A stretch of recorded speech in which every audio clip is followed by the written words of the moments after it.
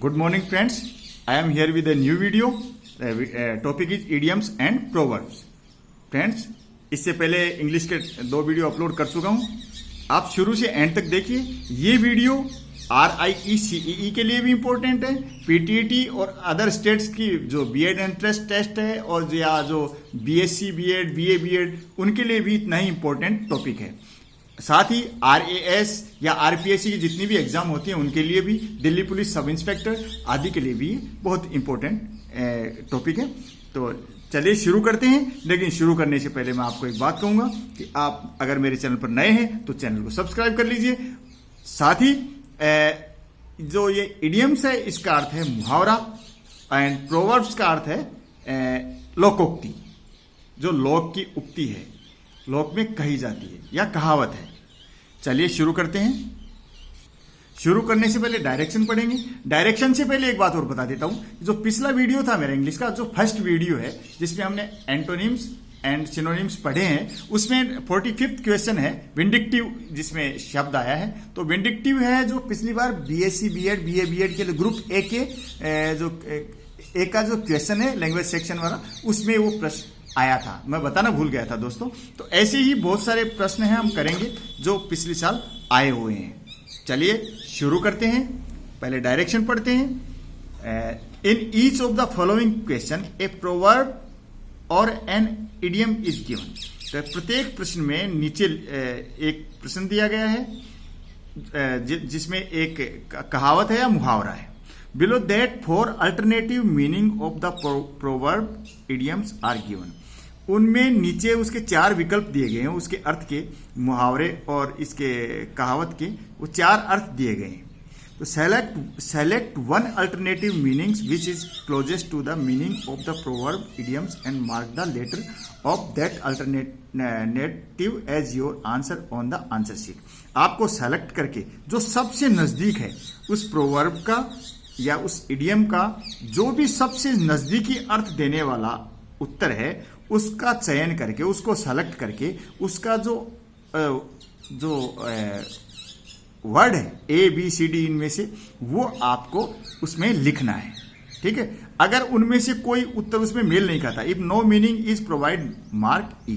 अगर उनमें से कोई अर्थ उनसे मैच नहीं करता है, उनमें नहीं दिया गया, उसका अर्थ सही नहीं है, आपको E देना है. E का अर्थ क्या होगा? None of this as your answer. ठीक है दोस्तों. हो सकता है आपके वहां 6 ऑप्शन आ जाए, लेकिन आमतौर पे RICEE या RAS में 4 ऑप्शन ही होते. RAS में तो जो मेंस में आते हैं, प्री में तो इंग्लिश होती नहीं है, और भी जो एग्जाम है उनमें ABCD 4 ही ऑप्शन होते हैं. अगर आपके 5 आ जाए तो कोई दिक्कत नहीं. चलिए शुरू करते हैं. पहला ही प्रश्न लेते हैं. तो 4 ऑप्शन होंगे, तो इनमें तो उत्तर दिए होंगे, इनमें से आपको विकल्प का चयन करना, सेलेक्ट करना है.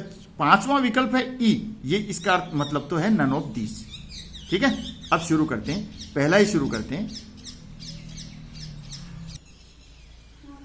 ए वास्ट पॉट नेवर बॉइल्स. यानी जो एक किसी घड़े को हम देखते रहे, पॉट है, बर्तन है, वो तो देखने से कोई उबलता नहीं. मोटी बात तो यही है. इस प्रोवर्ब का अर्थ है किसी वस्तु के विषय में आवश्यकता से अधिक ध्यान या चिंता करने से कोई फायदा नहीं है. तो ये यहाँ जो अर्थ दे रहा है इसमें से ABCD में, ये मैंने पढ़ लिए हैं दोस्तों, आप भी एक बार पढ़ लेना. तो इसका आंसर आ रहा है आपका C आंसर आ रहा है. तो C क्या लिखा है? Over care and anxiety never prove helpful. यानी हम किसी चीज की ओवर केयर करेंगे या उसके बारे में चिंतित रहेंगे तो वो कोई सहायक सिद्ध नहीं होगी. चलिए अगला प्रश्न देखते हैं. He who does a bad deed loses peace of mind. इसका अर्थ है जो व्यक्ति बुरे काम करता है वह अपनी मानसिक शांति खो देता है. ही अब जो कोई बुरा काम करेगा उसको दुख भी होगा, अब दिमाग की शांति भी खो देगा. तो इससे मिलता जुलता अर्थ कौन सा दे रहा है इसमें से? बी. सिन एंड सोरो गो टुगेदर. यानी पाप किया है तो दुख भी साथ साथ चलेगा. ठीक है दोस्तों. आगे चलते हैं. तीसरा, a burn child deeds the fire. A burn child dreads the fire. तो जो एक बच्चा जल जाता है वो बहुत खौफ खाता है आग से। इसका अर्थ ये मोटा मोटा अर्थ हो गया। तो हिंदी में कहावत है कि दूध का जला छाछ को भी फूंक फूंक कर पीता है, एक कहावत है हिंदी में। तो इसका अब इसका अर्थ निकालेंगे तो यहाँ इसका ये आंसर सही आएगा। Man learns by mistakes. आदमी गलती से सीखता है। दूध का जला छाछ को फूंक फूंक कर पीता है, यानी गलती की एक बार तो उसको पता लग गया कि अब गर्म हो सकता है तो वो सावधानी रखेगा। ऐसे ही मैन है, आदमी वो गलतियों से सीखता है। चलिए fourth question, nature is the best physician. प्रकृति है वो सबसे अच्छा डॉक्टर है। इससे मिलता जुलता कोई आपको इसका ऑप्शन मिलता है तो ये आप मैंने पढ़ के देख लिए हैं, आप भी पढ़ के देख लीजिए। इनमें से कोई भी विकल्प है, कोई भी इसका विकल्प सही नहीं है तो उत्तर आएगा नन ऑफ दीज ई। चलिए पांचवें में चलते हैं। My dear friend, clear your mind of cant. मेरे प्यारे मित्र, अपने दिमाग में स्पष्ट कर लीजिए, ये दिमाग से निकाल दो कि कुछ भी संभव नहीं है। यानी मेरे प्यारे दोस्त, सब कुछ हो सकता है। कहने का मतलब है कि सब कुछ संभव है, सब कुछ हो सकता है, दिमाग में कुछ नहीं हो सकता है तो निकाल ही दो। तो शाब्दिक अर्थ हो गया, मनुष्य को अपने मस्तिष्क से ये धारणा निकाल देनी चाहिए कि मैं ये काम नहीं कर सकता। इसका अर्थ दूसरा ये भी है कि जहां चाह होती है आदमी की वहां राह निकल ही आती है। तो इसमें से जो आंसर इसका आ रहा है वो आएगा D, where there is a will there is a way. जहां इच्छा होती है वहां राह वे निकल ही आता है। जहां आदमी की विल होती है वहां वे निकल जाता है, यानी जहां चाह वहां राह। ठीक है दोस्तों, 6 क्वेश्चन में चलते हैं। To be above board. To be above board, इसका अर्थ है स्पष्ट, प्रकट, निश्चल, ईमानदार। तो यहां इसका ये जो अर्थ है तो इसका अर्थ देने वाला यह हो गया आपका to be honest in any business deal. ठीक है दोस्तों, किसी भी कार्य में ईमानदार होना। ठीक है, आगे चलते हैं दोस्तों। टू कैच ए टार्टर, तो इसका अर्थ क्या हुआ? अपने से कहीं अधिक ताकतवर व्यक्ति यानी शत्रु से पाला पड़ जाना। यानी शेर को सवा शेर से पाला पड़ जाना। हिंदी में शेर को सवा शेर मिला है, शेर का सवा शेर से पाला पड़ जाना। तो इसका अर्थ आएगा दोस्तों D, to deal with a person who is more than one's match. इसका ये उत्तर यह आ गया, अपने से कोई ताकतवर व्यक्ति से पाला पड़ जाना। 8वां है ए ब्लैक शीप। तो ब्लैक शीप का अर्थ है, इनमें देखिए unlucky person, a negro, as a, हाँ इसमें कोई सा भी नहीं आएगा दोस्तों, नन ऑफ दीज। ठीक है। टू स्मेल ए रैट, इसका मतलब है कि गड़बड़ी का एहसास हो जाना, दाल में काला होने का संदेह होना। तो इसका अर्थ है गलत चीज के विषय में संदेह करने लगना। तो इसमें कौन सा उत्तर आएगा? इसमें C, to suspect for foul dealing. ठीक है, दाल में कुछ काला होने का एहसास हो जाना कि कुछ गड़बड़ी है, कुछ संदेह हो जाता है, तो टू सस्पेक्ट फाउल डीलिंग, ये इसका आंसर आएगा। चलिए 10th देखते हैं। To have an axe to grind, तो ये है, इसका मतलब हुआ हिंदी में बोले तो अपना उल्लू सीधा करना, अपना काम निकालना, इसका अर्थ होगा, है ना। तो अगर इसका वो अर्थ इसमें से देखें, इसमें विकल्प में से, तो ऑप्शन आएगा इसका ए प्राइवेट एंड टू सर्व, अर्थात कोई कार्य या सेवा करने के लिए निजी कारण का होना, यानी किसी दूसरे की भलाई के लिए नहीं, अपनी भलाई के लिए कोई काम करना। To private and to serve, यानी कोई खुद का रीजन होना, प्राइवेट रीजन होना कोई कार्य करने के लिए, वो इसका अर्थ देता है। 11, to do oneself justice, ये 11वां है। तो अपनी योग्यता या क्षमता के अनुसार अपने कर्तव्य को अंजाम देना अथवा लाभ पहुंचाना। अब इसका वैसे देखा जाए तो to do oneself justice, यानी न्याय करे अपनी क्षमता के अनुसार, अपनी क्षमता है उसके अनुसार न्याय करे, यानी अपनी क्षमता के अनुसार काम करे, अपना कर्तव्य है वो अपनी क्षमता के अनुसार, कैपेसिटी के अनुसार वो पूरा करे। तो उसका अर्थ देने वाला कौन सा इसमें से है? तो ये चारों विकल्प में से ये कोई सा नहीं है, तो इसका आंसर आएगा ई, नन ऑफ दीज। चलिए फ्रेंड्स, अगला है टू ज्वाइन इश्यू विथ। तो यहां इश्यू का अर्थ है ज्वाइन इश्यू, कि तेरा मेरे साथ कोई इश्यू है क्या, यानी विवाद होना। इश्यू का अर्थ कोऑपरेशन भी होता है कि इश्यू, तो अपनी योग्य ये आएगा यहां, किसी से विवाद होना, किसी से सहयोग करना, किसी विषय को लेकर, यानी किसी विषय को लेकर किसी विवाद करना, सहयोग करना, दोनों चीजें इसमें आ जाती हैं। तो इसका आंसर बनेगा दोस्तों to cooperate with others for a cause, यानी दूसरे के साथ किसी एक कारण को लेकर के दूसरों के साथ सहयोग करना। ठीक है दोस्तों, चलिए 13th क्वेश्चन देखते हैं। To set one's face against, तो इसका मतलब हो गया किसी का पूर्ण रूप से विरोध करना, किसी के अगेंस्ट में खड़े होना, पूरी तरह विरोध करना। तो to set one's face against, यानी किसी का पूर्ण रूप से विरोध करना, अगेंस्ट में खड़े होना। तो इसका अर्थ देने वाला है A, to oppose with determination, to oppose with determination, ये भी यही अर्थ दे रहा है। फ्रेंड्स 14th क्वेश्चन 14वां है to put one's hand to the plough. इसका अर्थ हो गया कठिन काम को हाथ में लेना, अपने हाथ में कोई कठिन काम लेना, कोई मुश्किल काम ले लेना। तो इसका ये आएगा आंसर भी, ये सरल सा है, to be take a difficult task, यानी अपने हाथ में, ये भी सेम अर्थ आ रहा है कि अपने हाथ में कोई मुश्किल टास्क ले लेना, कार्य ले लेना। 15 प्रश्न देखते हैं। 15वां, टू प्ले सेकेंड फिडल। तो टू प्ले सेकेंड फिडल का अर्थ है स्वतंत्र नहीं होना, अपितु दूसरे के अधीन गुलाम अथवा उसकी इच्छा के अनुसार कार्य करना, ये इसका अर्थ होता है। सेकेंड फिडल का अर्थ है खुद स्वतंत्र नहीं होना। तो इसका जो अर्थ है इसका, तो इसमें ये सी है, to support the role and view of another person, ये आपको अर्थ दे रहा है, to support the role and view of another person. तो इसको अगर हम